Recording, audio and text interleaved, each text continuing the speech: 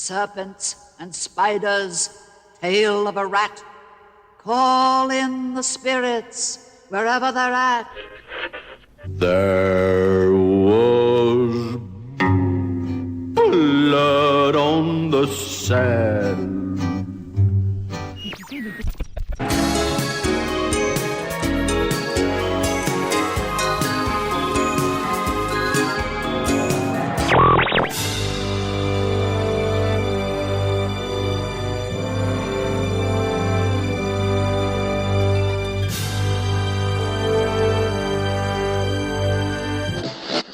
Let's listen to the land we all love. Nature's plan will shine above. Listen to WDW Radio, your information station. Hello, everybody, and welcome to the WDW Radio Show, your Walt Disney World information station. I am your host, Lou Mongello, and this is show number 221 for the week of May 8th, 2011. This week, I want to share an interview and conversation with someone whose work many of us have enjoyed for years. He is Jeff Kurtti, author of more than 25 books on Disney, including Since the World Began, The Legends of Disney Imagineering, and many of the art of books as well. He's also the writer-director of numerous documentaries, including The Boys, The Story of the Sherman Brothers, and many Walt Disney Treasures DVDs. His varied roles at Disney include time at Imagineering and other special projects, and he's also the creative director of the Walt Disney Family Museum, so we have lots to cover about his life and times at Disney, the people he's worked with, including Herb Ryman, Dave Smith, Marty Sklar, Randy Bright, Ex Atencio, and much more. Whether you're a fan of the parks, books, Imagineering, films, or Walt himself, sit down with us as we discuss many of our shared passions. Stay tuned for some announcements and more information before playing your voicemails at the end of the show, so sit back, relax, and enjoy this week's episode of the WDW Radio Show.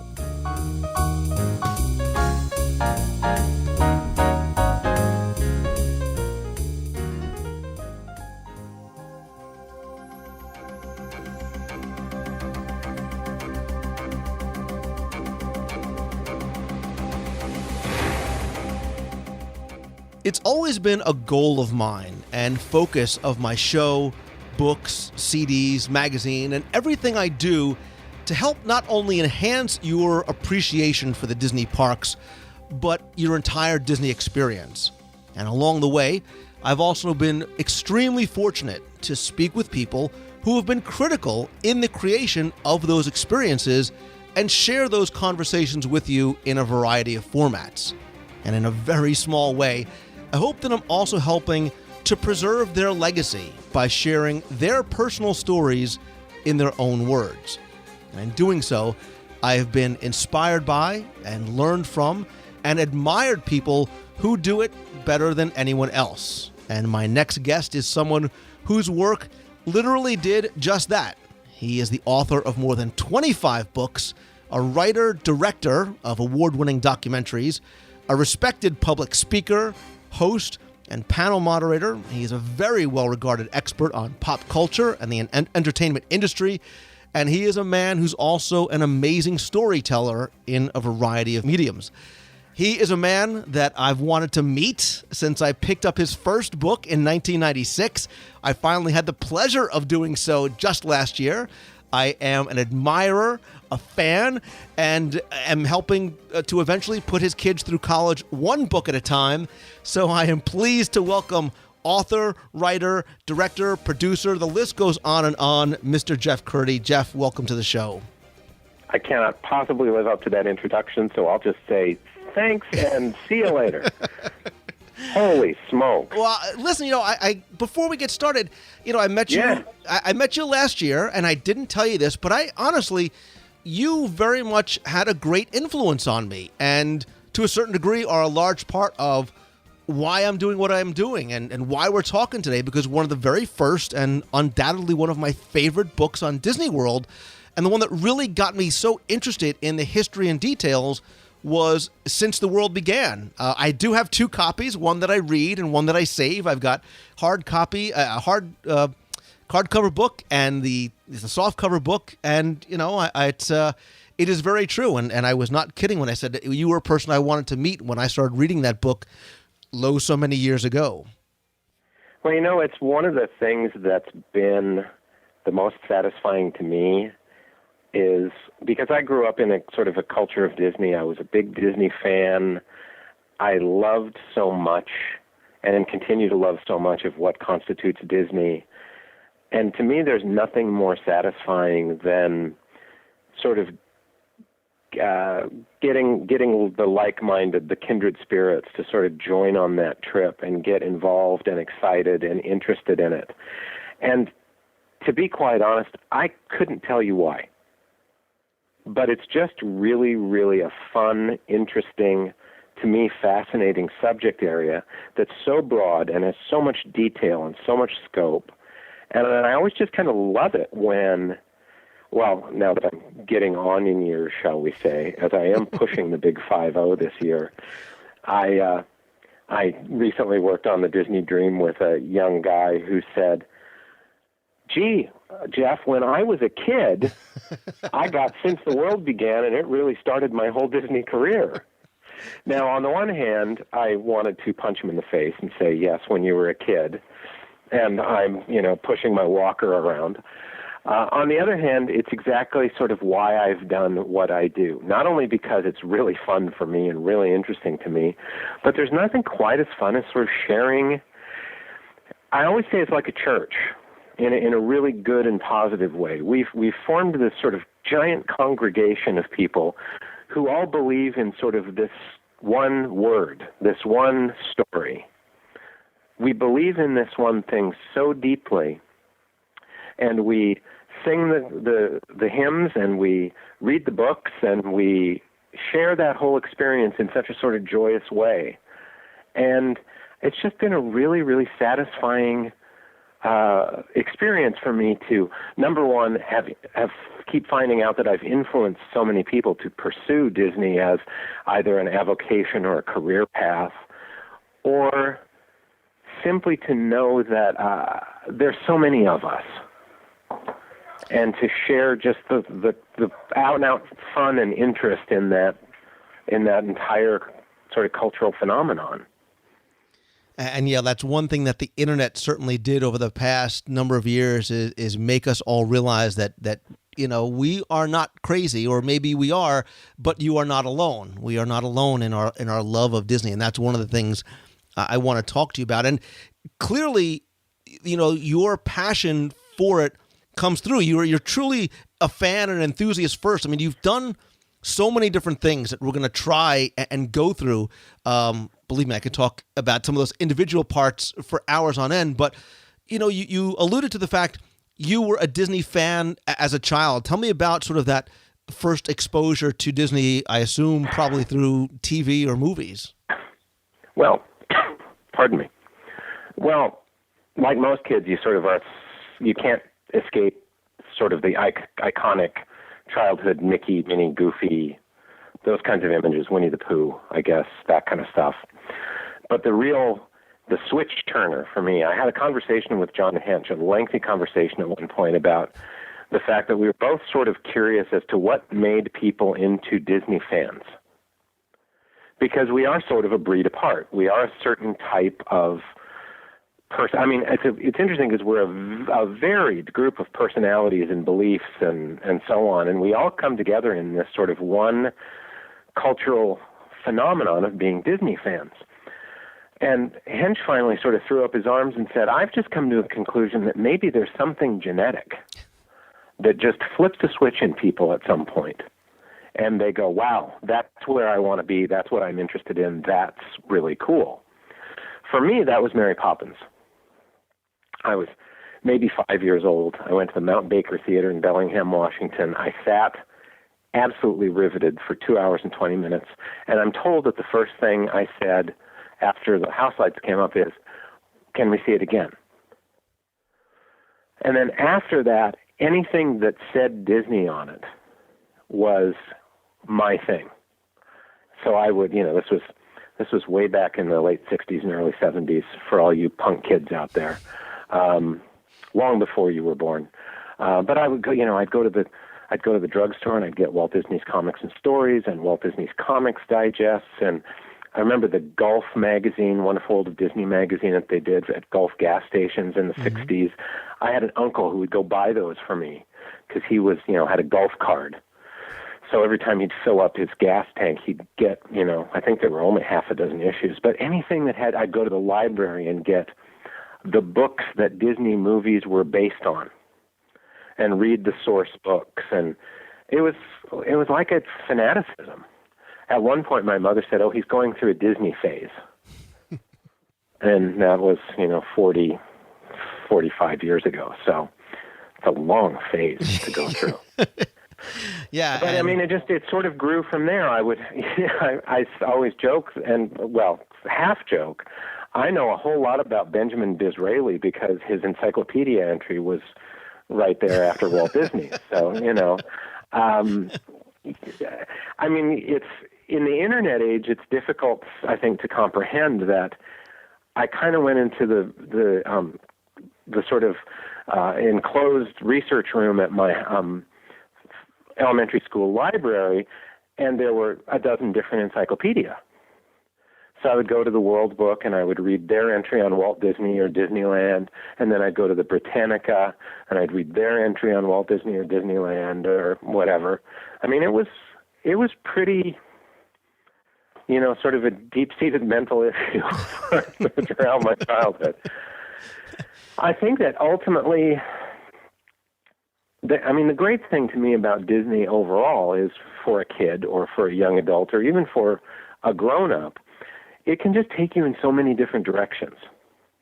I still remember going to, researching about pirates because I was so fascinated by Pirates of the Caribbean. Or when the Haunted Mansion opened, and yes, I was a kid when the Haunted Mansion opened, so I'm very old.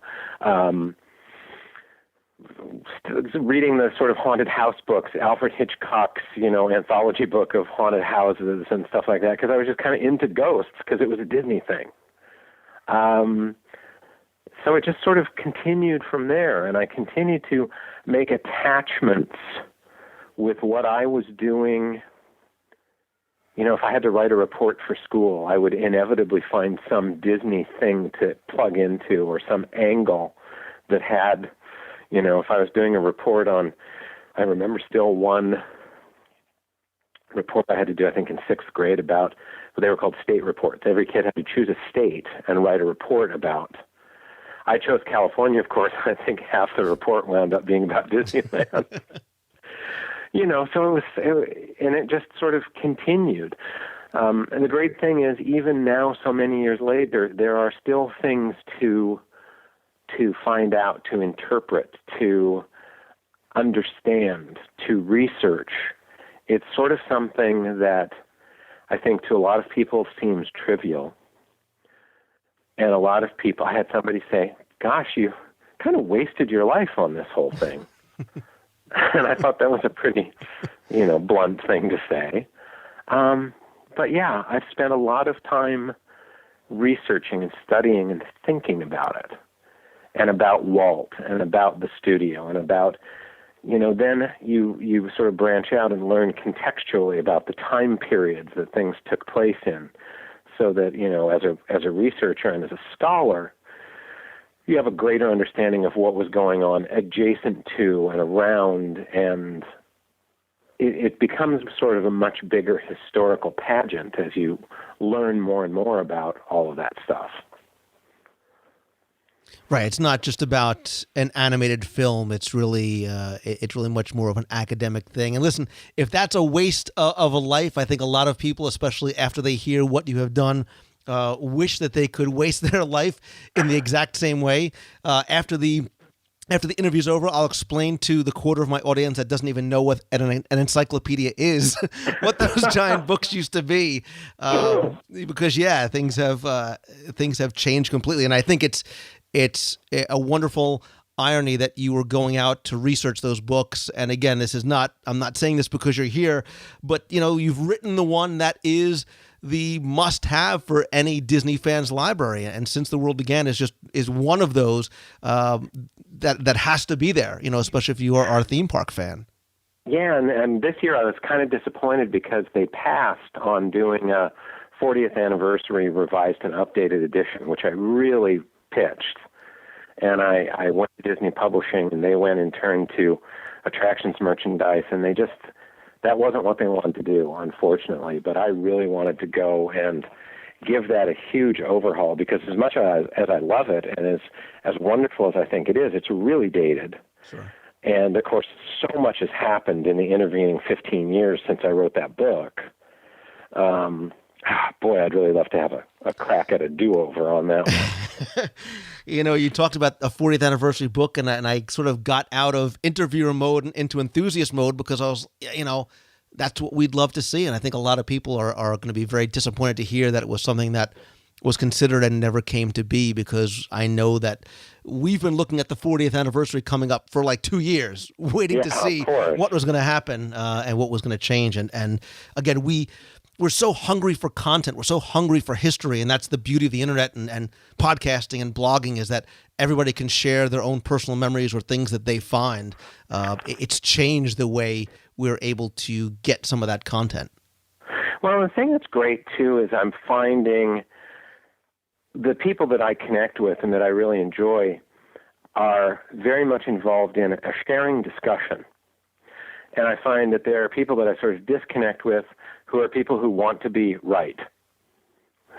So we get into dialogues about Disney history or events or sort of these philosophical discussions, and there's sort of a percentage of the people you engage in dialogue with on the internet who simply have to be right. And they're not really interested in the alternative information you might have, the experience you might have, or the other idea that they might want to consider. They just want to be right and move on. Right. And being authoritative is not about being right. Being authoritative is about being informed and being able to engage in a kind of an ongoing. That's how you have life in all of this Disney history and stuff, is to be able to continue to evolve the conversation about what it's all about. Because I think in the end, that's why people are so hungry for content and hungry for knowledge, is they continue to ask the questions in their own minds or straight out loud. Why? Why does this appeal to me? Why does it work? Why do millions of people keep coming here all the time? Why do people come here 4, 6, 8, 20 times a year, So it's great, I think, to tell you the truth, for fans. The internet's been a great boon in terms of moving out there and, God, the access to so much content, and a lot of it really good and really unusual, and stuff that would not work in any kind of mainstream delivery mode. You couldn't really do a book about a lot of the stuff that you can find in discussions on blogs and in websites and internet postings and discussion groups and stuff.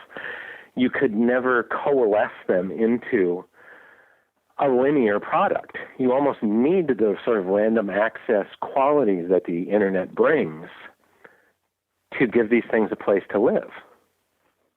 Yeah, and it's funny you talked about that why. Why do millions of people go back? Because I will tell you personally, that is the question that prompted me to start writing a book. And again, too, going back to 2003, there was not, it was a book that I wanted to read as much as I wanted to write. And things have, you're right, evolved so much more now with the so many different mediums. Tell me, Jeff, and the accessibility how you go to from consume the it kid kid well that's as fascinated to by create all things Disney into, Mom, this is what I want to do. This is what I want to be. Does it happen sort of accidentally, or was this the path that Jeff had set out for himself? I think a lot of it was happy accident. A lot of it was, a lot of times, the more you try to push your agenda or push your goal, the farther away you move from it and the more you sort of alienate people. And the other thing is the time-honored question of what do you want to be when you grow up is not answerable. Because sort of by the time you get there, you're already a grown-up. And life, if you've let it, has taken you where you're supposed to be and not necessarily where you wanted to be. Because if I was where I wanted to be when I was 21 years old, I'd be doing theatrical press and publicity in New York City. That's where I thought I wanted to be when I was 20, 21 years old.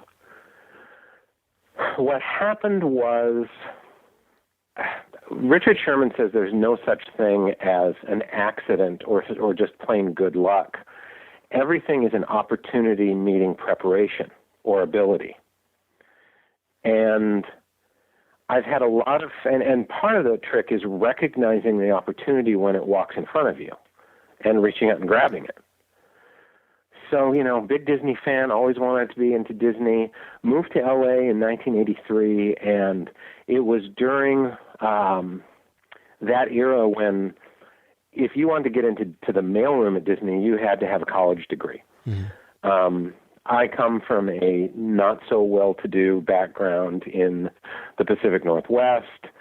I didn't go to college. I went to art school for a couple of semesters, long enough to find out that I was really a terrible artist, and that pursuing a career at Disney didn't necessarily mean I had to be an artist.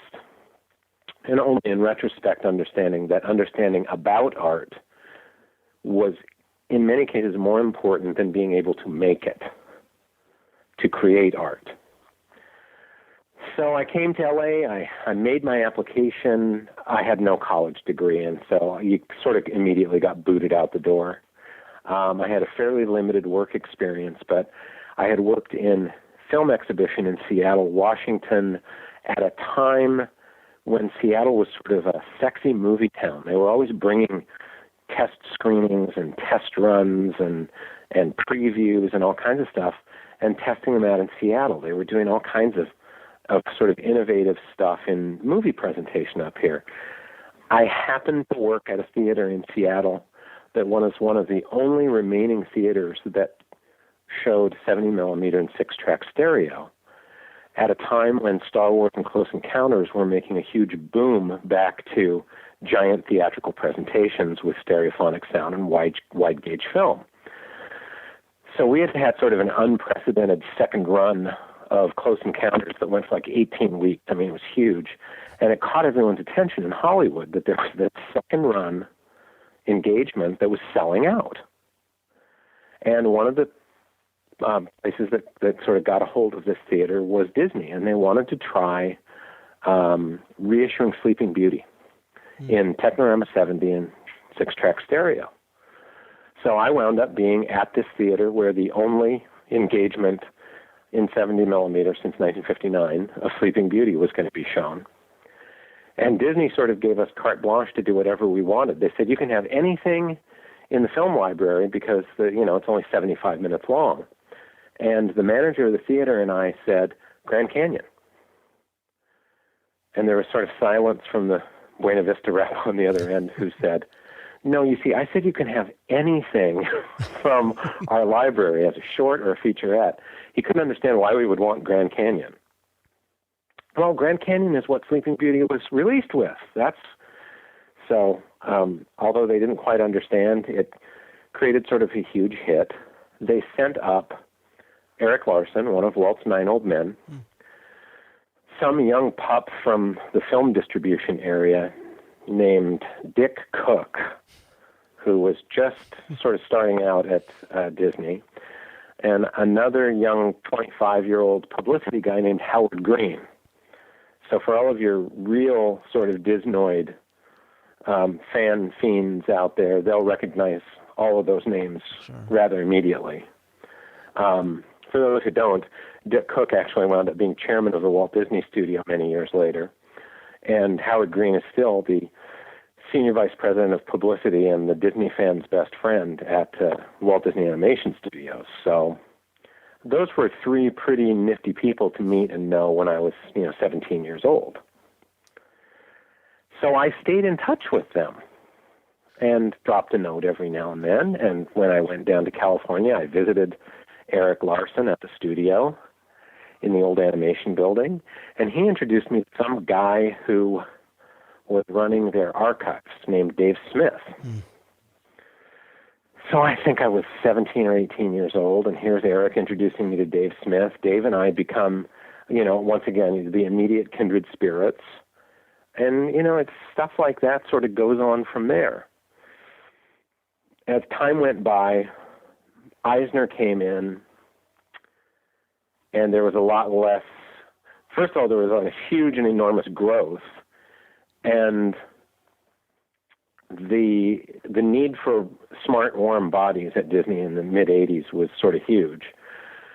And the other thing was they were much less rigorous about a college degree on your job application.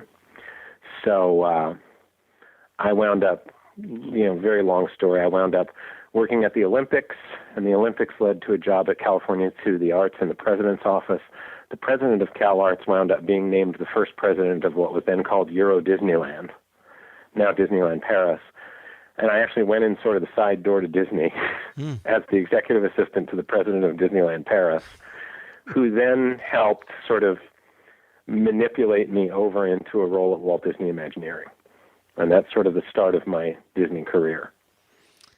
It's, like I said, I knew the story was going to be fascinating. Who would have thought it would have been because you worked at a movie theater somewhere in the Pacific Northwest that let you into Walt Disney Imagineering? What do you do over at WDI? I started out actually as sort of a coordinator role, and all of you coordinators listening know that that's sort of a glorified assistant secretarial kind of, I don't know what, low man on the totem pole. But it was in the graphics area of the Disneyland Paris project. And what I did was I simply took care of documentation and scheduling and stuff for a whole group of graphic designers who were doing all the graphics and signage for the Magic Kingdom, for the Disneyland Paris park. What it meant on another level is I was there at Walt Disney Imagineering during the waning days of people like, I would walk down the hall and I would talk to Claude Coates or Jack Fergus, or I would see Mark Davis and Harper Goff would come in and out, Bill Justice quite a bit. They put me down my first day of work in a cubicle in this horrible industrial park building that used to be an auto parts company, I think. And here I'm in this cubicle, and I realized that they put me next to this funny old man who turns out to be Herb Ryman. Wow. So my first job at Disney, at Imagineering, on my first day, and essentially my bunkmate, the guy I talk to across the cubicle every day, is Herb Ryman. I am not the only one who's smiling, saying, I wish I was Jeff Curdy. Well, and how did a guy like me luck out like that? And I've had people say since then, well, at least you knew who he was. Yeah, I guess so, because the other great thing about Herbie is he would talk about anything. He was a great raconteur, but he was always interested in everything. So you'd get your coffee in the morning, and you'd hear, good morning, Jeff. Sit down. You'd hear the L.A. Times rustling, and you'd have Herbie sort of call across. Did you read this article about so-and-so in this morning's paper? Yeah, I read that on the bus this morning. And then he would talk about, and, you'd find out all of this stuff about Herbie. The places he'd been, the things he'd done, the projects he'd worked on, all the stuff that I didn't know would sort of start coming out. But then, like I said, once again, these guys were already sort of legends to me anyway. So if I walked down the hall and I saw Ken Anderson or John Hench, I had this annoying tendency to buttonhole them and sort of talk their ear off. I'm sure what could be considered spooky and stalkerish way, but that's how I got to be friends with Dick and Bob Sherman. I actually ran into them completely by accident in the parking lot at the studio in 1985 or 86. And I said, hey, you guys are the Sherman brothers. And I guess my sort of goofy statement of the obvious really sort of caught their attention. And they looked at each other and said, well, by God, you know what? We are. I think Bob said, yeah, the last time I checked, we actually were. And I had just watched Tom Sawyer, of all things, not even really a Disney thing, but I had watched it really for the first time as an adult. And I was fascinated. The timing, once again, was just everything. I was fascinated by their screenplay and how beautifully structured it was, how well written it was, how they had taken a very anecdotal book and created an emotional through line and had taken characters and developed them. And so we talked about it. And they basically started to sort of let me in on a lot of their process in developing Tom Sawyer was simply based on what they had learned by working with Don DeGrati and Bill Walsh later on, developing Mary Poppins, which is the same thing, an anecdotal book of disconnected stories with very interesting characters, but it had no emotional through line. It had no beginning, middle, and end.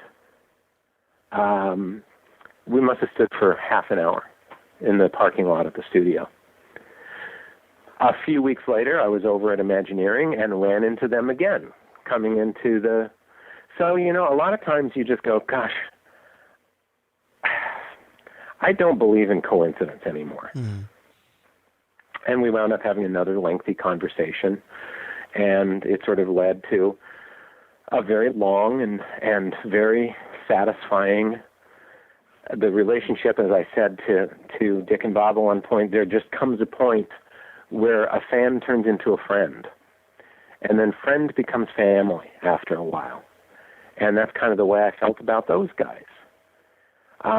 So, like I said, I feel like I've had a lot of lucky breaks.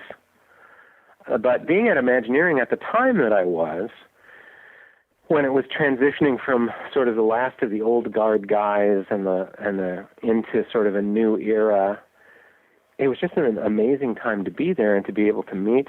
I actually pulled out my copy of Disneyland Inside Story a little while ago by Randy Bright, and I opened it up, and I had absolutely no idea. But I opened it up, and the first thing that fell out was a Disneyland ticket book. I stick stuff in books all the time. So, if you guys, any of you guys listening, if I die and you come to my estate sale, buy books because there's probably a lot of junk in them. Here is an autograph in my Inside Story. This I carried around Imagineering in 1987. It's autographed by Marty and Randy Bright. Herb Ryman signed everything in the book that he painted. He put a little note on it of sort of what it is and why I should be looking at it. It's signed by Bill Evans, Ken Anderson, Harper Goff. I'm just looking at this and going, I don't even remember getting all of these guys to sign this book. But this was sort of the world at Walt Disney Imagineering at the time that I got to be there. So it was really just enormously good. There's Exitensio class of 38, he wrote. John Hench, Claude Coates. I no longer want every book written by Jeff Curdy. I want every book owned by Jeff Curdy. That's what I want my library to consist of. Some of them are pretty wild, to tell you the truth. I got a copy of Art of Princess and the Frog that all the filmmakers signed for me. Wow. I mean, it totally blew me away. Ron Clements and John Musker and Peter Delvecchio, the producer, and all the animators and all these people I'd interviewed signed this book with really, most of them just really nice inscriptions and little things and stuff. So, I mean, it's just, you get into these cool, I think part of it has to do with appreciating, too, kind of where you are and what's going on. Because a lot of times this stuff can be overwhelming or you miss it. It's like that Ferris Bueller quote about life goes by pretty fast. So that was the Imagineering world that I came into, and that's actually where I started writing. I started writing for the corporate communications area at Imagineering, and I moved over into communications from, my little sort of graphics apprenticeship. And I didn't really know I could write, to be honest. But every job I had had when I was in Seattle entailed, doubling in brass and being able to do 43 different things.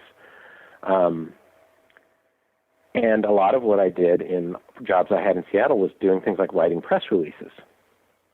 And I, of course, had been in journalism class in my high school and yearbook staff in my high school, so I'd done some of that kind of writing. But I'd been a reader my whole life. So I started writing press releases in the communications office, and my boss at the time, Betsy Richmond, came in and said, I kind of brought you in here because I like the way you sort of lead tours and can talk to groups and stuff, but I didn't know you could write. Because I'd done this draft press release, I'll never forget it. It was about the DNA helix tower at the Wonders of Life. Right before it opened. It was released at the time they put up the structure of that DNA tower at the Wonders of Life Pavilion. So I wrote a press release. So apparently everybody liked it. She started giving me more to write, and I started writing for the old Disney News magazine whenever they needed sort of a Imagineering thing done. So I wound up writing for Disney News magazine, and, it kind of went from there. Everything just sort of snowballed. I mean, luckily, people kept asking, and I kept being able to do it. Well, it's not just being lucky of being in the right place at the right time. Obviously, you had the passion and the talent behind it, and that's obviously what the people around you recognized. At what point do you go from press releases to, Jeff, we need you to write a book? Or does it come say, hey, I have an idea for a book. This is what I want to do. This is what I can write. I had gotten to the point where there are two critical things, I think, that relate to that notion of passion. One is you cannot let your passion overtake your entire identity. And it's funny because I had two things. One is you can love Disney all you want. Don't confuse Disney with the company. Mm-hmm. They're not the same thing. The company is a very specific business entity, and Disney is a whole other beast. And what happens is people confuse the two, and they say, oh, I hate Disney. When what they mean is, I hate something the company has done or is doing. They don't hate Disney. I don't think anybody really hates Disney. But sometimes they get frustrated or fed up or angry about something that's being done in the name of Disney by the company, because that's the way it's built. The other thing is after I was at Imagineering, I moved over to corporate, and I had a great job in corporate Disney. It was called Corporate Synergy and Special Projects. And I got to interact and relate with and exchange ideas with all these Disney business units all around the country, all around the world, and to do special projects. It was a wild thing.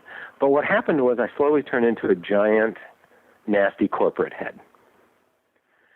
And my life was consumed by my job. My identity was defined by my labor grade and my pay scale and my, arc of ascent through the company. And I had a friend who said, you're becoming really unpleasant, and you need a hobby. And I realized, he's right. And I said, what do you think I should do? And he said, geez, more than anybody I know about useless information about old movies and stuff and movie musicals, why don't you write a book? So I wound up constructing a thing called the Great Movie Musical Trivia Book. And I was actually in New York for the opening of Beauty and the Beast at the Palace Theater, working as the corporate liaison for the opening team. And I sold my book. I had a literary agent who represented it, and he said, you're in New York right now, and I want you to go over and talk to this publisher. And the publisher bought the book.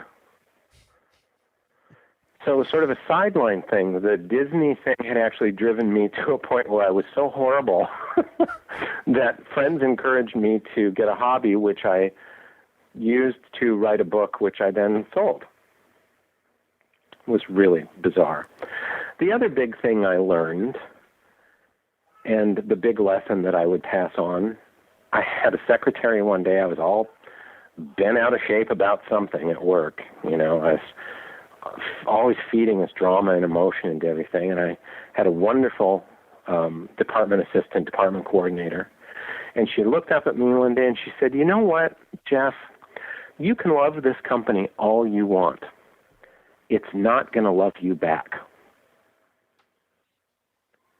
And it was like Klieg lights going on. It was like, being in the interrogation room. All the lights came on all of a sudden, and I went, holy smokes, you're absolutely right. This is a completely one-sided relationship because this company is incapable of loving me back. That's not what it's for. So if I want to express my adoration for this organization, what I need to do is express it for the culture and not for the business institution. And that sort of was a change in my primary tack of how I thought about Disney. I went to my boss after I sold my book, and I came to her and I said, the book project that I was talking to you about? And she said, yeah. Have you got any interest in it? And I said, actually, I sold it. And she was absolutely floored. She said, that is so great. And I said, yeah, but you know what? I want to do more here at Disney, and I want to do other things, and I feel a little bit like I'm stalled out in this terrific job that I absolutely love, but what's the next step? Unfortunately, because of sort of certain departmental structural things, there was no next step. I would have to leave that department and that job in order to move anywhere else. And she at the time suggested to me that I quit. She said, why don't you leave? Because there's two things, she said. Sometimes with this company, you're much more attractive if you can walk out the door. People think that's really, really cool. Oh, Jeff Curdy, he left. He doesn't work here anymore. He must be really fancy-pantsy, powerful, or, sexy, or whatever the heck he is. She said, and the other thing is, if you let people know, and this was part of the corporate synergy job, allowed me to do all kinds of different things. I could write, and I could supervise videos, and I could do this and do that. She said, if you let people know that you're available as a consultant, I bet you get to do a lot more things. And then the final thing she said, which was sort of the safety net nail in the coffin, was, and if you hate it or you're no good at it or it's not working out, come back and we'll find you another job in the company. And so I left. I had a client at the time, back when the Disney Channel was a premium channel. I was doing their quarterly on-air promotions. So back in the ye olden days when you paid extra for the Disney Channel and it was, sort of a whole different animal, they would do these quarterly sales pitches where Shelley Duvall or Patrick Duffy or Corbin Burnson or Robbie Benson or somebody would sort of sell you on the benefits of the Disney Channel. And they needed someone to do that who kind of understood culture of the company, not just sales pitches. So I had that client, and I said, yeah, okay, I can do that, and I can quit. And, I've got that one client that'll pay the basic bills. About 2 months after that, I got a call from Wendy Lefcon at the Disney Publishing Group, and she said, I've been with 3 people today who've told me that you're the guy to write the book I need done. And I said, well, what book do you need done? And she said, I want to do a book for the 25th anniversary of Walt Disney World. I said, oh, I'd love to do that. That'd be really great. And skip, that's since the world began. Once that was done, we had such a good time, and Wendy and I have immediately, we had known each other through corporate synergy, but we've been friends now for, that amount of time, however many years that is, 15 years, 16 years, whatever it is. She called up and said, I have this dumb little book that I need done, and I'm wondering if you're interested. Well, you know what? You don't tell a Disney fan writer that you're bringing them some dumb little book. Yes, I'll do a really stupid book if you'd like. But it was a little Disney miniature edition called The Art of the Little Mermaid. And she actually said that Peter Schneider and Tom Schumacher at Feature Animation, who I actually knew from the Olympics, so everything's sort of interconnected here. I had worked with Peter and Tom on the Olympic Arts Festival back in '84. They had suggested that I do it. That book was pleasing to everybody, and the next thing that came along was Peter and Tom think that you are the guy to write The Art of Mulan. So I wound up doing The Art of Mulan, and that was once again, a happy experience. Everybody felt pleased with things, and the next call I got was, okay, everybody really likes Art of Mulan, and we've been talking because we know I've been working with John Lasseter and the group at Pixar on the Laserdisc edition of Toy Story. I was writing all of the text and creating the sort of story flows and stuff. And they said, Art of a Bug's Life. And my name came together with it, and since I was a known commodity and I had some track record, then I went on and did that. So it's sort of, one thing sort of flows into another. You became the art of guy. You became the art of go-to Well, and guy. unfortunately, too, at a point when the art of book sort of died was the time that I started. Because, they had Art of the Lion King, Art of Pocahontas, Art of the Hunchback. Then they sort of veered off and did the Art of Hercules in a different size, and it wasn't wholly successful as a book. And the sales started to sort of fall off. Then I did the Art of Mulan, but it was sort of too late. Right. It was sort of on the way out for those oversized art books. But I'm still very proud of that book, and it's actually still, I think, one of my very favorite of my own books. I'm literally holding it in my hand as we speak. Well, see, there you go. It's like psychic, man. But, it went on and on from there, though. And you know what? I continued, as the years go by, to occasionally do, other favorites like the Art of Disneyland, the Art of Walt Disney World, the Art of Princess and the Frog, the Art of Tangled. They're just the great thing about going to art school and totally sucking as an artist is that you wind up with a combination of utter admiration and sheer envy of people who make art. But you also speak their language. Right. You also, if you're smart, have gained an understanding of sort of fundamentals of how the art works, so that you can actually have dialogues with them that sort of engage and interest and feed off of both your admiration and your communication, and you're able to sort of take that back to an audience in writing and carry with it sort of your own admiration and interest in the subject. So everything sort of all works out. Well, I want to bounce around just a little bit because I do want to go back and talk about Since the World Began just a little bit. But as long as we're talking about the art of animation books, I want to just touch on those for a second because they do sort of make a resurgence. You come back and you do Princess and the Frog and Tangled, and I want to ask specific questions about that. But the process of putting a book together like this, when I picked it up and I went through it for the first time, I was just amazed at not just the beauty of the art inside, but the content. Clearly, you had this access to material and animators and producers and directors. How does the research process for one of these art of books go? At what point in the movie do you start the process, and are you given sort of this carte blanche access to the people who are working on it? I pretty much just make it all up. Hey, look, if you say it with conviction, people will buy it, so that's fine. It's like the old saying of it's all about being sincere, and once you can fake that. What happens typically is, well, you know what? It depends on the film itself. With Mulan, for instance, I can't exactly remember the stage of production we were in, except I did see the whole picture up with a great deal of animation, but a lot of story reel stuff still. But I went. They made that in Florida, so I went down to the studio in Florida for like a week or 10 days. I got set up in an office, and then working with the production, with the producer Pam Coates and some of the production people, we sort of put together an interview slate for me of who the proper authoritative voices would be for the proper areas, all the sort of the lead animators for all of the key characters, character designers, production designers, technical people, and we sort of did like the doctor's office interview. The doctor will see you now, and they would walk in and sit down, and I had my recorder there, and we would just talk.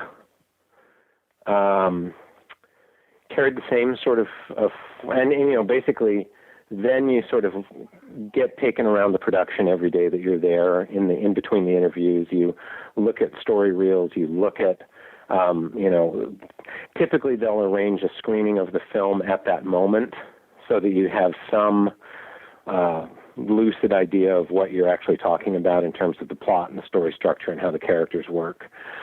And then, the best thing is, then you let the production team make the selection of the art that they want. Because what happens on a production team is they're all telling the same story anyway. On a cohesive production, you find that the values, the background, the anecdotes, the things that are important about the film, you hear from everybody. So they essentially establish and tell their own story, and it's my job just to write it down. Then the selection of art comes from basically them making choices that refer to that story, which is basically the culture of their production. And it's been the same form on Bug's Life, on Princess and the Frog, on Tangled as well. You get into the production and you know the filmmaker's story to the degree that you can present yourself sort of as a representative. I always, I got really beautiful complimentary notes from the filmmakers on the books I've done. Nathan Greeno and Byron Howard on Tangled sent really sweet notes, and it's like, guys, all I did was write down what you said. Then I sort of put it in a story order that made sense. That's kind of what you have to do.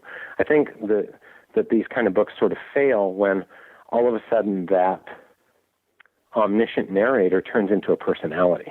Mm-hmm. And I've always tried to avoid in my books ever using the word I. Because my books aren't about me, and they're not about my ego, they're not about my talent or lack of talent. My books are typically about somebody else's work. And I note that there are certain sort of film historians and stuff who tend to inject themselves into the narrative, and I never do that. I'm really scrupulous about avoiding it. Well, and I think that's kind of how it works. Well, and these books specifically, you very much get across the message and the tone of the film. And when I looked at books like Princess and the Frog and Tangled, I imagined for you, being an animation fan, that they presented great opportunity. Number one, because Princess and the Frog was that return of the hand-drawn animation. And Tangled, I thought, because I just felt the visuals in the film were so stunning and the locations were so beautiful. It very much had that old-style Disney feel to it. Did you get the sense when you were putting that book together that it was very much influenced more so by the classic Disney films? And absolutely, and this is sort of part of the whole conversation that we have as fans and documentarians of Disney culture. The reason for that really is, because the reason for that is because Byron and Nathan are Disney fans. And they operate with that sort of dual responsibility that I think we all come to the table with, which is, gee, what a great opportunity to create a Disney thing. I hope I don't screw it up. But alternatively, you come with a great deal of insight and knowledge about what it is you're doing and how it relates to a larger cultural background. And then somewhere right in the middle that balances those two things and makes both of them not terrifying is you have an enormous passion for it. You have a love of it in your heart. And I think that really comes through in Tangled, to tell you the truth. I think the fact that they so wanted to do something that was really Disney in all the ways that we love about things being Disney. And I think they succeeded unbelievably, and in many cases sort of against the odds, given that they were handed sort of a big stinky sandwich and said, here, make a banquet out of this. because I mean, it had been through, no insult intended to the previous teams that had been on the film, but it had been in development so long, and there were so many aspects to it, and so many different paths of development. It was just, they had to have the intelligence and the fortitude and the courage, to be honest, to go and make their own statement about what the story was going to be and what the film was going to be, and yet be respectful to all of the people who had come before and had developed and worked on Rapunzel over so many years, and turn it into their own film. And I think they did a phenomenal job. I agree. And here's the other great thing. When you sit down and you start to talk to an artist or an animator, particularly a Disney animator, and you talk to them in their own language, and you show to them that you know what you're talking about, they relax and open up. Sure. Because they feel like, there's a friend in the room. It's made those accesses so much easier because they look and say, one of us. And that makes it... Right, you're not just walking in and saying, okay, tell me about Mulan. Tell me about whatever. You're able to communicate with them on their level. And when you have a film like Princess and the Frog, I've known Ron and John for a lot of years, through a lot of different projects at Disney. And when you sit with their art directors, for instance, and you understand the vernaculars that they're approaching, they're using shape language that's derived from the lessons they learned from looking at Bambi, or you can talk about, some of the great people in the history of animation when you talk about, how Claude Coates could create a set that was evocative without distracting.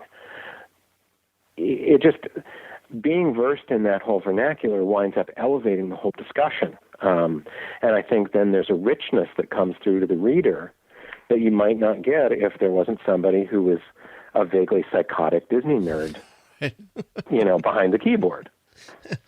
Right. Well, you cannot fake that, both the knowledge and the interest in the subject matter, because that would clearly come through. And I have to imagine that was probably just one of the many challenges that you had. I want to just quickly go back to Since the World Began, because this is a very different type of book. And really, there was no book like this before, one that covered the history of the park and the photos. Yeah, there was souvenir guides, and we all have the old black book that was shaped like the D, completely dog-eared from the early days. But, heck yeah, I've still got that. Yeah, again, I have two copies, one that I read and one that I keep on the shelf. But you now have to go through what I can imagine is an extensive amount of research, and not just talk about the events, but again, the people that made the swamp into, the vacation kingdom of the world. What kind of challenges and what was that process like with, okay, Jeff, go write the history of Walt Disney World, on your own. What happens?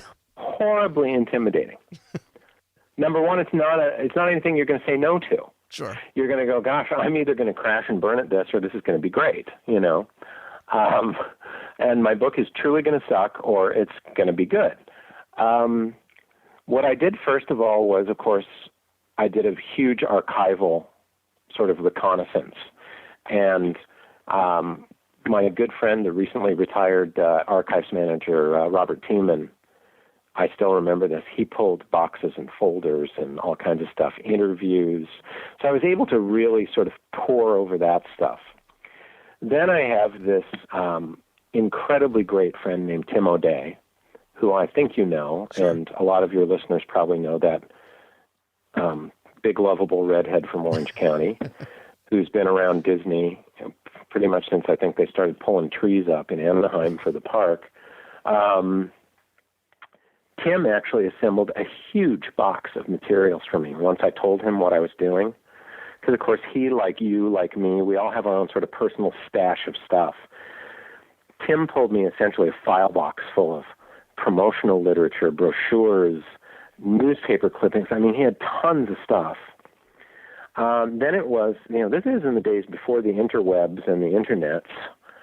So I actually had to go to these crazy places like the Academy Library, Los Angeles Public Library, Central Library, several different collections around Los Angeles, and actually look at these silly things called books or files or clipping files and stuff like that.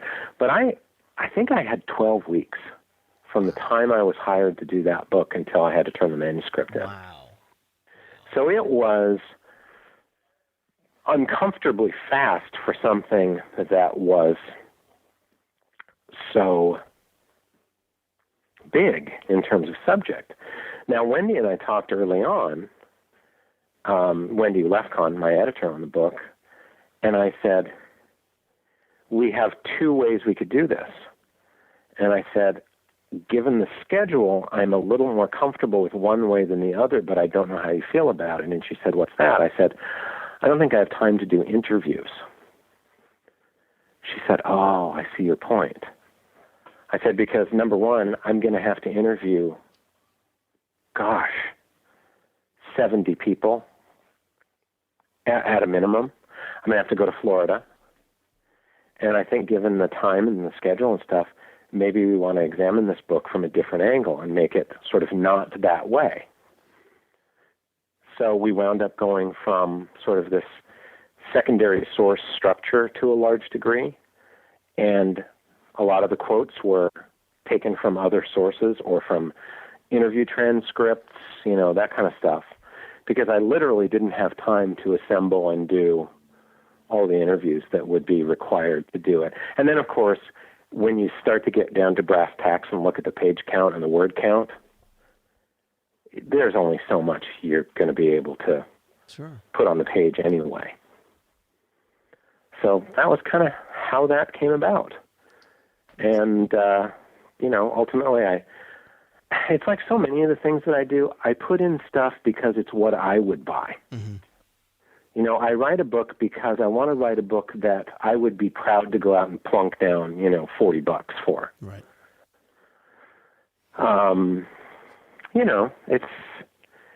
It's once again, it's that sort of drive and passion and that desire to share the word, so to speak.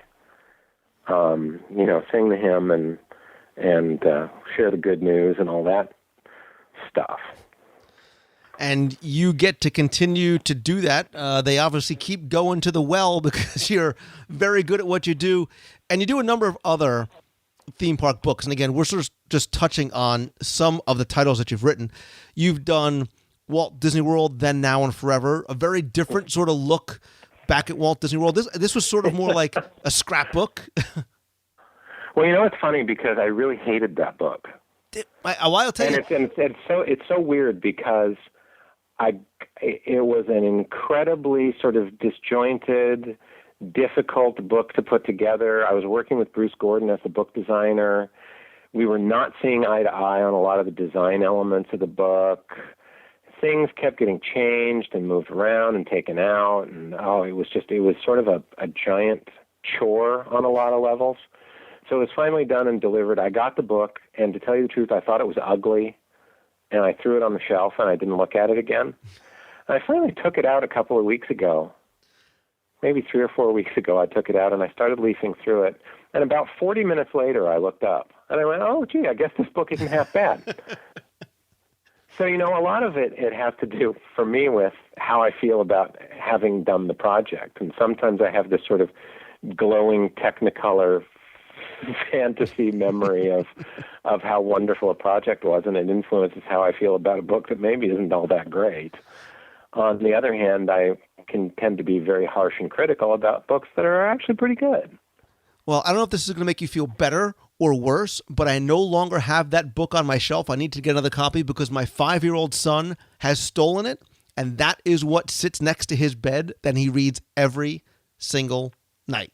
So you're a great deal like me in the fact that you've already started to completely damage your children's minds at a very early age. And Absolutely. I appreciate that. They've been brainwashed since birth, and yes, they all have their own portions of the Jeff Curdy library upstairs there you next to go. their bed. So, one of the other books I wanted to touch on, theme park related, was Walt Disney's Legends of Imagineering, the genesis of the Disney theme park. Again, he worked with Bruce Gordon on this. This, I have to assume, did resonate with you personally because you got to talk to a lot of these Imagineers that you knew. Where's the inspiration come from for this? Is it an idea that's presented to you or one that you felt inspired and wanted to write? Yes. It was an idea that was presented to me in very vague terms, which is, as I recall, it was Wendy saying something akin to, we're talking about doing something that's kind of like John Canemaker's Nine Old Men, but is about the guys who did the parks or did Disneyland, that core group. And I said, that's a really good idea. And that was really the core of the inspiration, was Canemaker's Walt Disney's Nine Old Men book. And I sat down and started to make a list.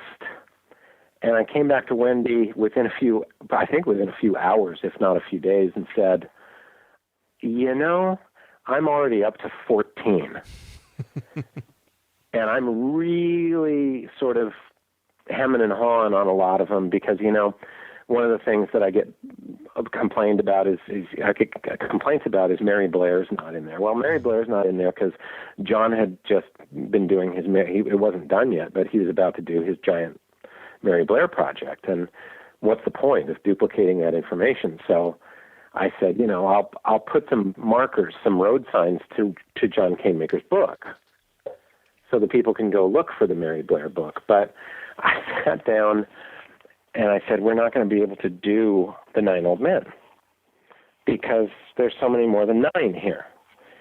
She said, well, how many do you think there are? I said, well, it depends on how far we go with the story. I've already got sort of 12, but that doesn't bring in guys who really may not be creative but were really important, like Dick Irvine and Bill Cottrell, people who are sort of less showy or well-remembered, like Marvin Davis and Bill Martin.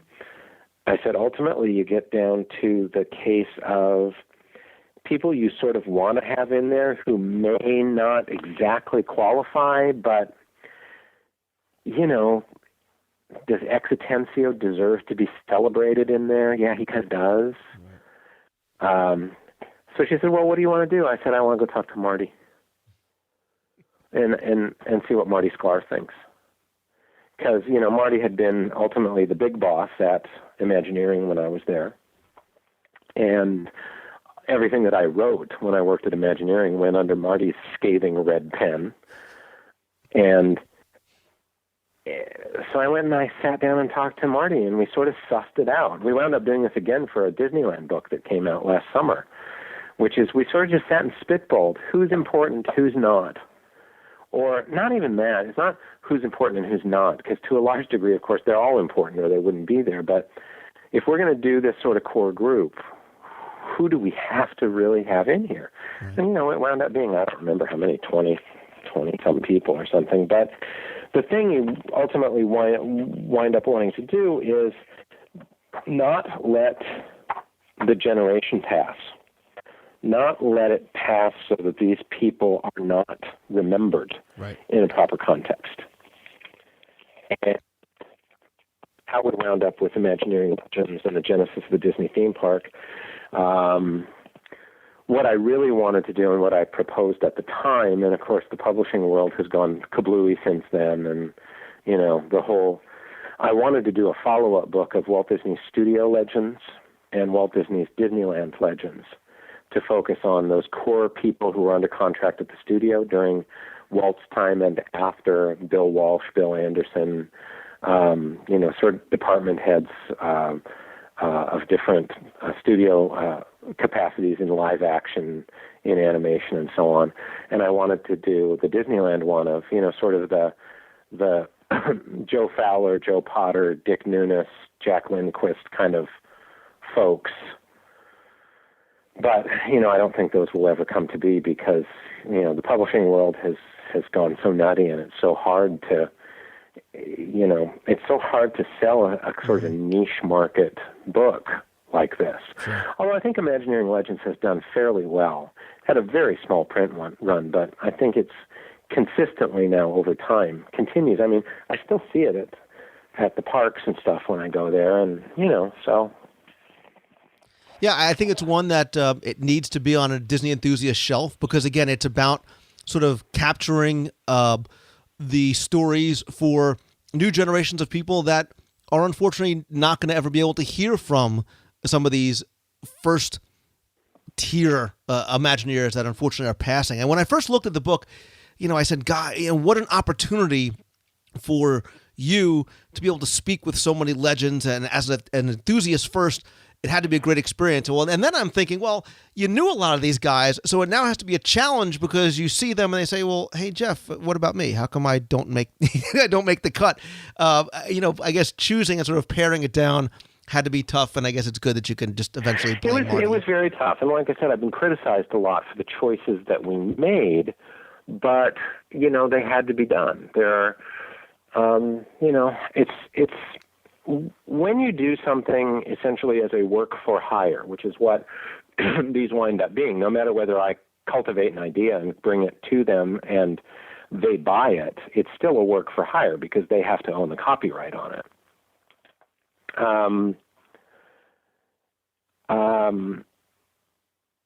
You have to get into a collaborative mindset. There's no prima donna allowed because you ultimately are the servant of an ultimate master, and that is sort of the Disney thing.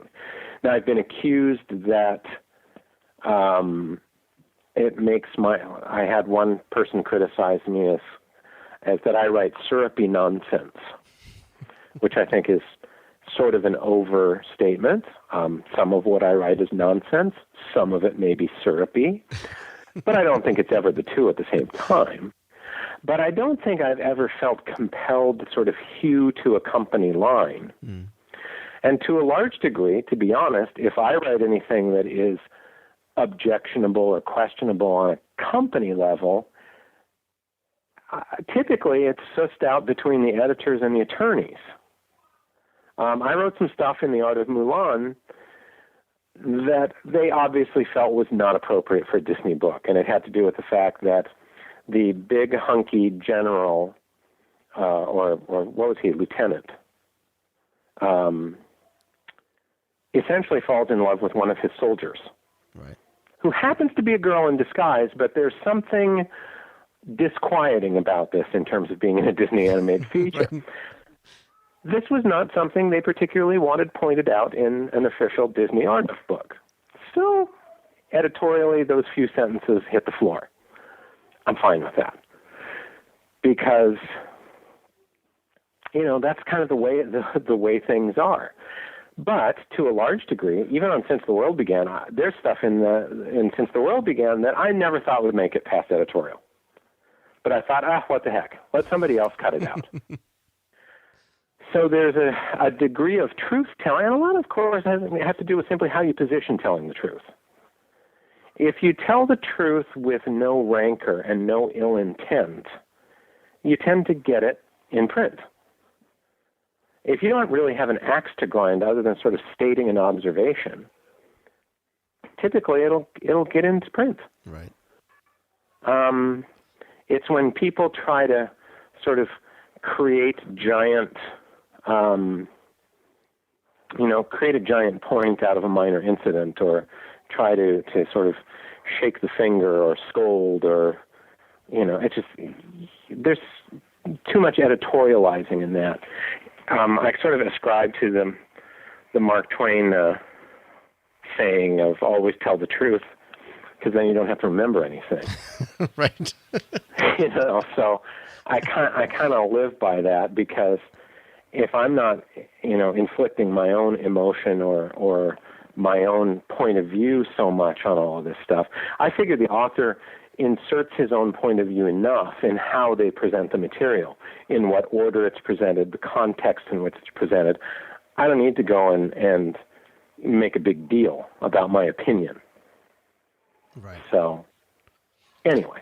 Well, and one of the questions that popped up to me, actually, there were two questions that popped up about this title specifically, because you were an enthusiast first from a kid. Was there anybody, whether it's on this book or any of the work that you've done in sort of in the Disney realm, has there been anyone that you were most excited to meet, or you met so many incredible people? Was there sort of that oh wow person for you? Gosh. Other than Tim O'Day. Tim O'Day, well, just because, he's a big red-headed galoot.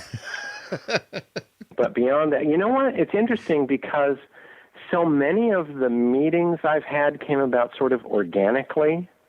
I remember two in particular, of course, being a Mary Poppins nut. One, of course, was I had a dear friend at the studio, have a dear friend at the studio, who was in charge of the old Voice of Disney, the Michael Eisner introduction things.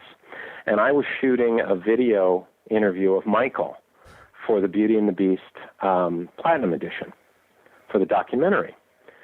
So he was shooting a Voice of Disney thing on stage 2 at a certain time on a Saturday or Sunday.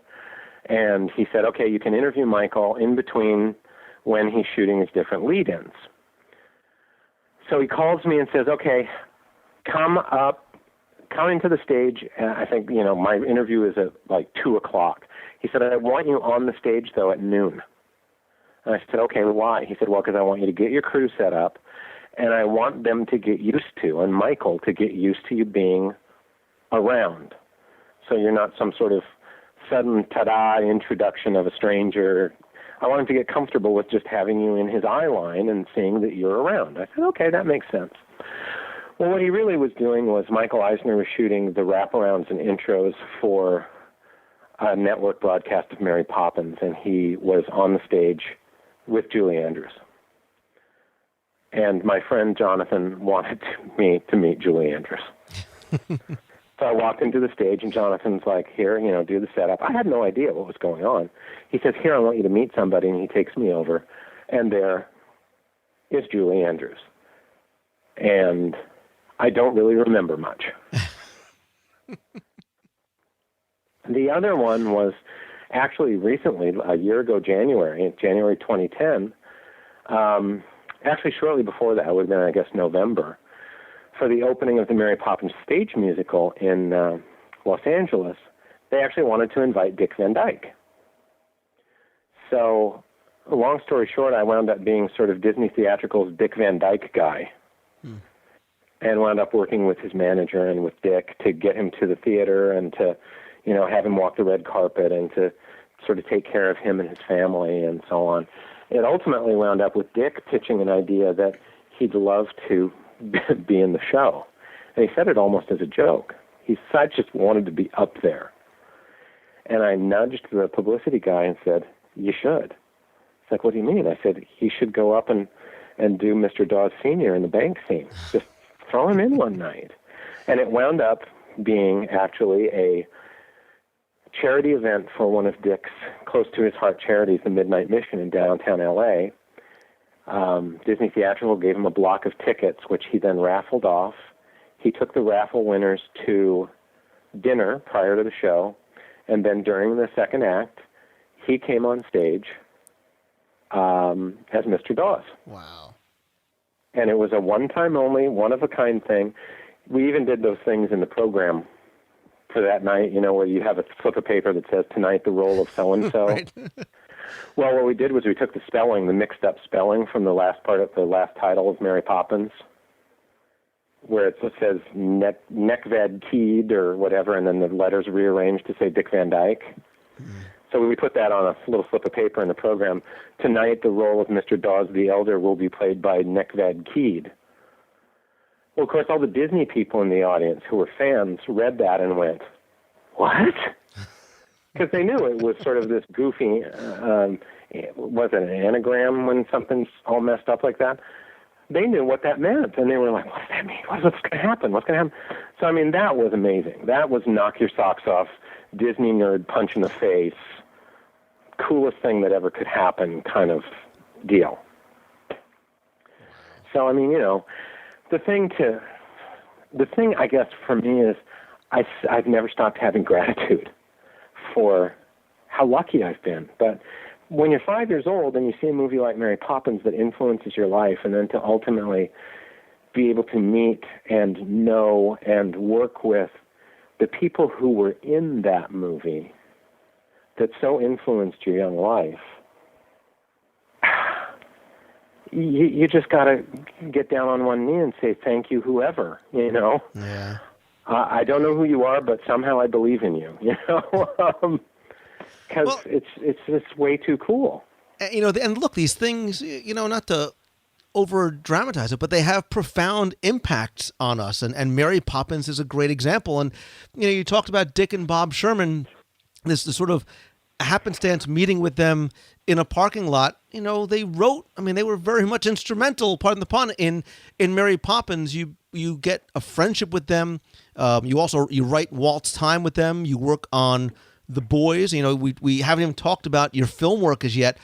You get to work on the book with them, and really a very important documentary about the story that nobody had heard before until you were able to sort of help, bring that to light in the book and the film, obviously put together by their kids as well. Oh yeah. You look around on. I look around on some days and go, huh?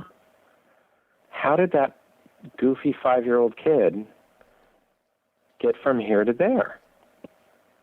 And I guess a lot of it is not only just, have the love, have the passion, pursue the knowledge, but also kind of remember to be grateful, remember that it's not about you. It's interesting because you talk about these sort of profound lessons. And the other thing I think mistake that people make when they get into situations like me, did you ever hear of the Ron Howard movie called The Paper? You don't see it very much. But it was Michael Keaton and about a big city newspaper, and Glenn Close played this sort of nasty city editor. And the conceit of her role was that she was always going out somewhere from the city room. She was putting on a gown and going to a cocktail reception, going to a signing, going to a gallery opening, all that stuff. And then there's this grizzled old managing editor, Robert Duvall plays. And he tells this lengthy anecdote, much like the boring one I'm telling now. But he says, the punchline is, we travel with them. We're not one of them. And I think that's part of what helps keep me sane and keeps me on track with what I'm doing with my Disney stuff is I didn't make these movies. And I'm not a Sherman Brothers talent or a Disney feature animation talent. I document what they do, and I translate it for other people to gain enlightenment from. I travel with them, but I'm not one of them. And I think that's helped me sort of maintain a clear headspace where I've had colleagues and other people over the years who wind up frustrated and crash and burn and leave Disney and stuff because they simply can't wrap their arms around that it's sort of not their fame, that you're reflecting back somebody else's. Does any of that make sense? Well, it does, but I don't think you should, look, the Sherman Brothers are telling somebody else's story through their music. They weren't able to tell their own story. They needed you to tell their story for them in book and film. So it's equally as important so for us to understand. And look, the Walt's Time is one of my favorite books because I learned so much more, not about just the music, but about the people who were behind it. So I think the storytelling that you do is different than what they do, but equally important nonetheless. Well, I appreciate that.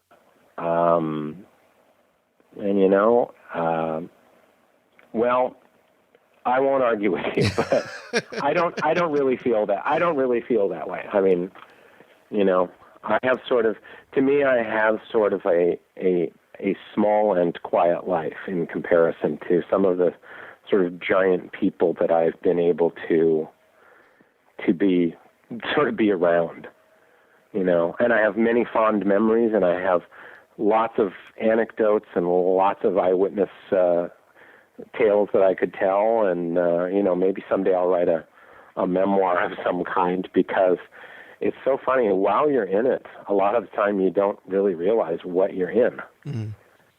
But now I talk to people about stuff that I was doing back in the 80s when they were children, and I don't realize that my being in there and being a part of the creative team on Disneyland Paris,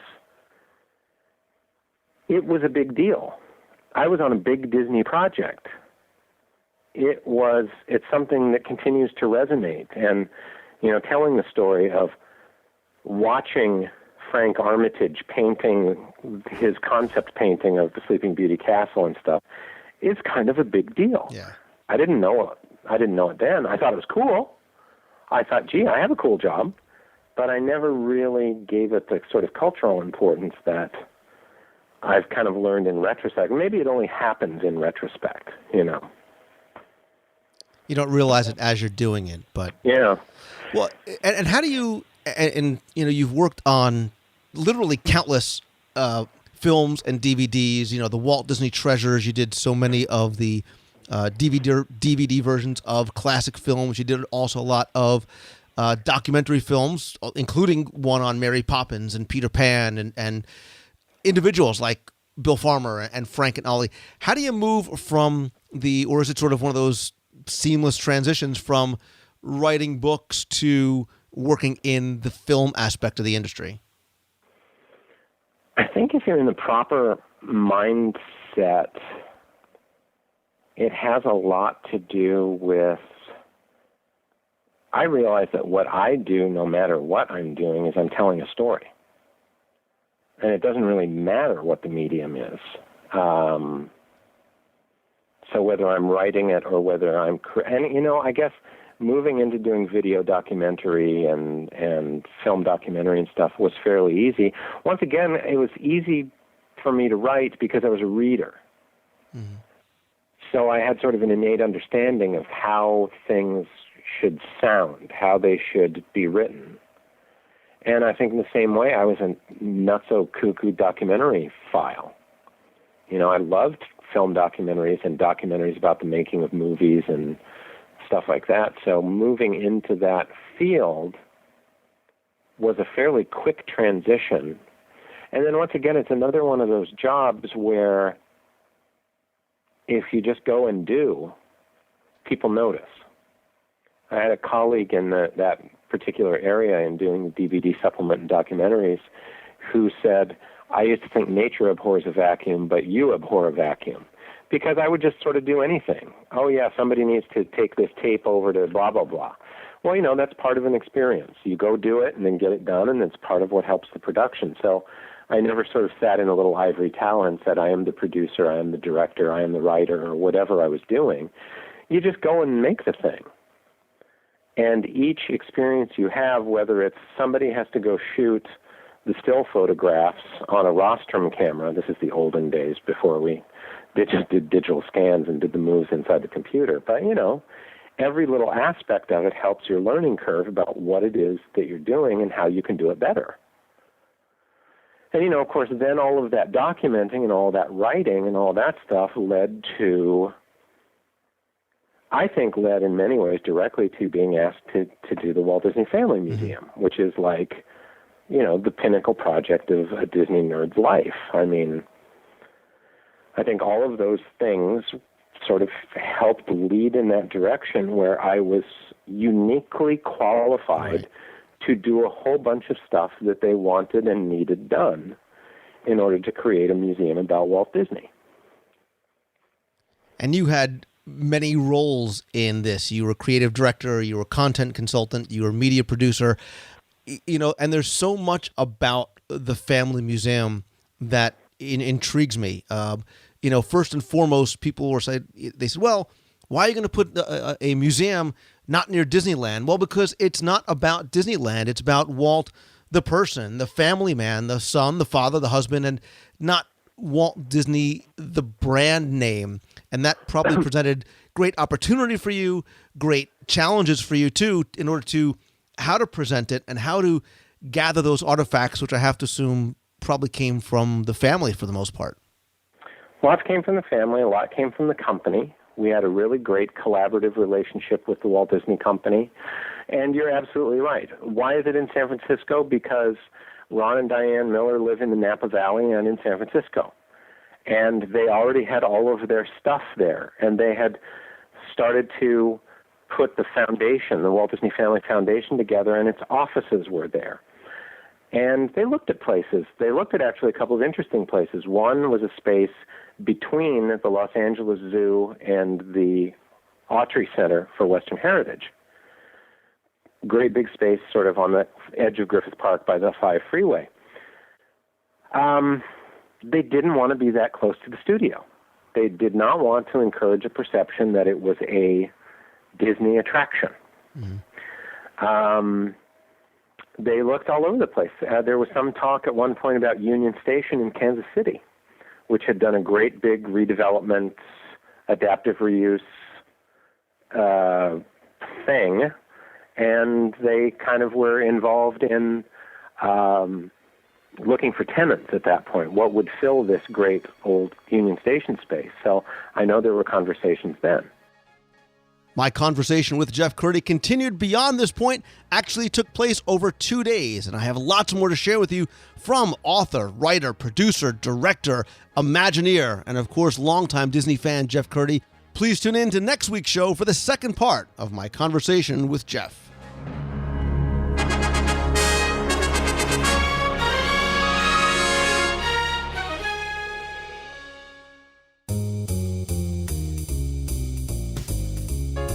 That's going to do it for this week's show. Thanks so much for taking the time and tuning in.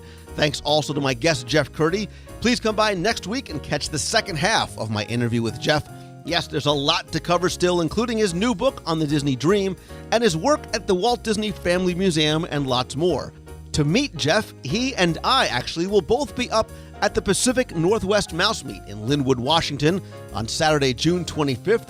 There'll be other speakers, a Disney merchandise show and sale, games, contests, pin trading, a charity auction. Great way to meet other Disney fans, hear from some Disney legends like Jack Lindquist and Jeff Curdy, and lots more.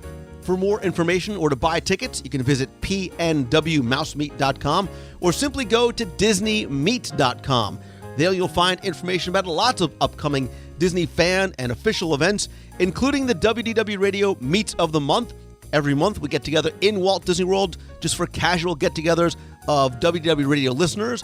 This month, we'll be meeting Saturday, May 21st over at Disney's Hollywood Studios for the opening of Star Tours 2 and Star Wars Weekends. That'll be at 11 a.m. at the Backlot Express. In June, we'll be in Japan for Japan. We'll be meeting in World Showcase, but we're already doing fundraising to raise money for the American Red Cross Relief Fund for the tragedy still going on in Japan. We'll also be at the D23 Expo out in California. We've got the 40-hour live broadcast and show the weekend of October 1st. Lots more. Again, you can find out more at disneymeets.com. Don't forget, too, I want you to interact with me and the show. Be part of the WDW Radio family and community. You can email me if you have a question about vacation planning or history and trivia you want me to answer. You can email me at lou@wdwradio.com. To call into the voicemail line, be heard on the air, you can call toll-free at 888-703-2171. And please come by WDWradio.com. There you'll not only find show notes for this and all past episodes, but you'll find our fun, friendly, safe discussion forums, daily blog posts, photo galleries, the WDW Radio Disney Book Club, lots more going on there. And remember, too, if you are a new listener to WDW Radio, welcome. And don't forget that all the past episodes are still available at WDWradio.com and on iTunes. Many of the shows are evergreen and include interviews and reviews, Wayback Machines and trivia, lots more that I think you'll enjoy. Don't forget, while you're on the site, too, visit the WDW Radio shop. There you can find signed copies of my Walt Disney World trivia books, the audio guides to Walt Disney World on CD or download. And please come by, visit celebrationspress.com. If you want to get a little bit of Disney magic delivered to your door every other month, Tim Foster and I publish, with the help of some incredible contributors, Celebrations Magazine. You can find out more, subscribe, and order back issues again over at celebrationspress.com. And if you're interested in a private guided walking tour of Walt Disney World, looking at its details, hidden treasures, overlooked experiences, and lots more, I'm now offering private 4-hour tours to families and groups who are looking for a unique way to experience the Magic Kingdom. For more information, visit LouMongello.com. Quick thanks to my partners and sponsors. As always, if you're looking to book a trip to Walt Disney World, Disneyland, on the Disney Cruise Line, or Adventures by Disney, visit Becky and her team over at mousefantravel.com. Best prices, all available discounts, and of course, amazing personal service. If you're looking to stay near Walt Disney World, maybe looking for something that has a private pool, multiple master bedrooms, a complete kitchen and game room of your very own, check out one of the 2-bedroom up to 7-bedroom homes at allstarvacationhomes.com. While you're in Walt Disney World, be sure and head down to Bongo's Cuban Cafe for authentic Cuban cuisine, a fun, lively environment that has live music and dancing on Friday and Saturday nights, indoor and great outdoor seating, 3 bars, and an express window. Check out their menu. Find out more information at bongoscubancafe.com or visit them in downtown Disney in Walt Disney World. And finally, if you want to stay in the heart of Walt Disney World, one of my favorite places to stay, you can see by some of my tweets and pictures, I love staying, sleeping, and eating at the Walt Disney World Swan and Dolphin, Blue Zoo, Il Molino, Shula's, and of course the Heavenly Beds are just some of the great benefits. You can learn more by visiting swananddolphin.com. This is also a very exciting week. I'll be heading up to Walt Disney World for the Destination D Scavenger Hunt and Destination D event and presentations. Those begin on Thursday, May 12th and continue until Sunday, May 15th. We're going to have a very casual, informal meetup of WDW radio listeners pre-Destination D on Wednesday at 5:30 p.m. at the Earl of Sandwich in downtown Disney. If you're around, want to come by, say hi, grab something to eat, please feel free. And later that evening, I'll be broadcasting the live WDW newscast from downtown Disney. Don't forget to join us every Wednesday at 7:30 p.m. Eastern for the WDW newscast. It's a live, interactive news show covering Walt Disney World news where you can be part of the broadcast and discussion, talk about the news real time in the chat room. You can come and visit it at WDWnewscast.com. If you can't catch the show live, it'll be posted on our YouTube channel at youtube.com/WDW Radio. I'll also post the audio-only portion in the WDW Radio iTunes feed as well.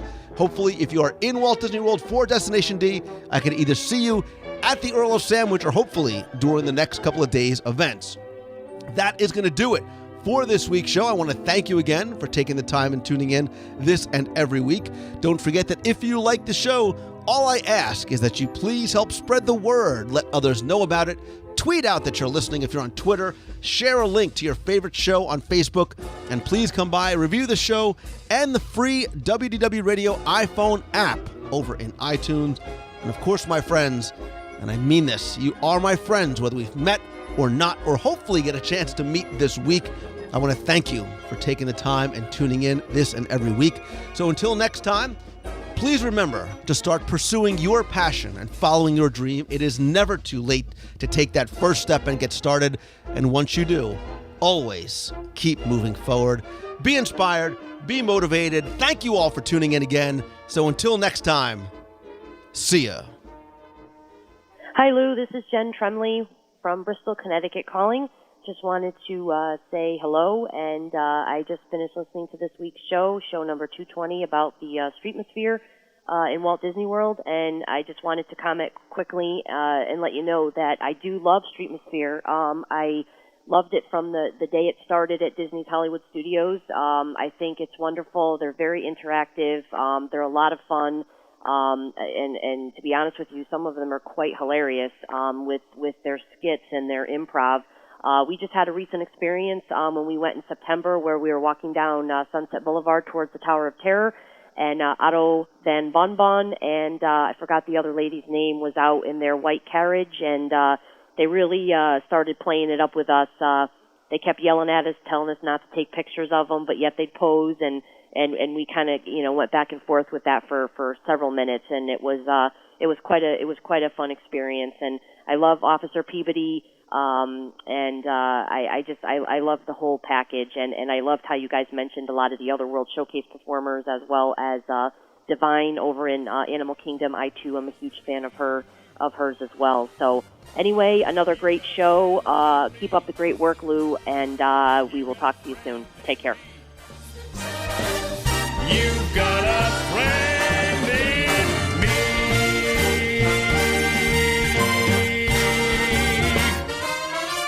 Yeah.